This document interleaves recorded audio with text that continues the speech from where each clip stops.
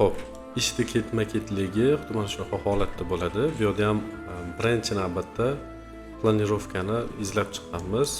Oxiri mana tasdiqlanganini ko'rsataman sizga. Mana shunaqa holatda mebellar joylashuv, nechta mebel joylashadi, qanaqa holatda hamma narsa detalni chizib chiqiladi. Bu yerda mebellarning razmerlari bilan berganmiz.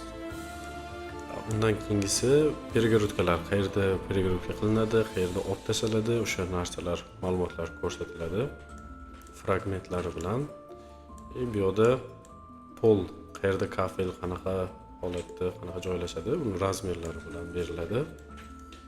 Hop, patologning shakli qanaqa razmerlarda bo'lishi kerak. Hammasi mana shunaqa ustalarga detalli razmerlar bilan tayyorlab beriladi. Agar ventilyatsiya bo'lsa, u chizmalari bo'ladi. Keyin bu yerda plan освещение.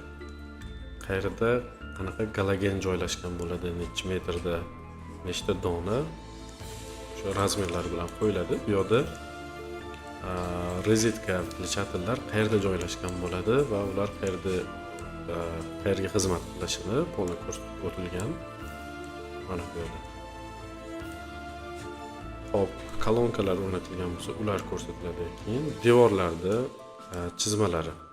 Qayerda qanaqa material ishlatilgan, nomi nima, razmer qanaqa, buni detalni mana shunaqa chizma shaklda ko'rsatib beriladi fragmentlar bilan. Detalli mebellar bo'lsa, shu mebellarning razmerlari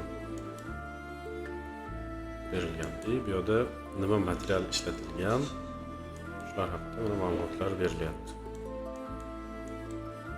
Shu proyektni ochib bemalol demak davom ettirilsa bo'ladi. Shunaqa holatda.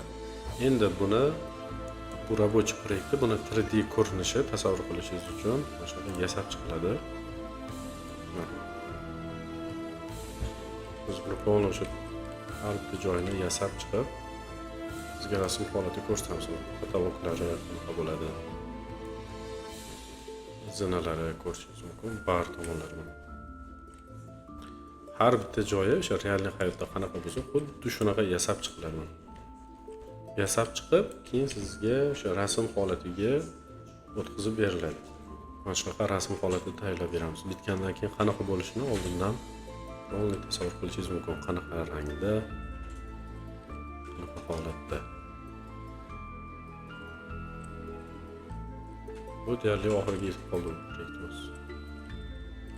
Mana shunaqa. Hop, undan keyingisi mana bu yerda 360 ham beramiz. Bu sizga havola yuboramiz. O'sha orqali bemalol kirib aylanib ko'rsangiz ham bo'ladi. 360 kadr.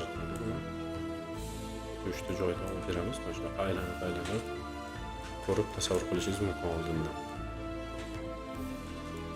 Undan keyin realizatsiya boshlansa bo'ladi. Ya'ni joyda qurilishni boshlasangiz bo'ladi.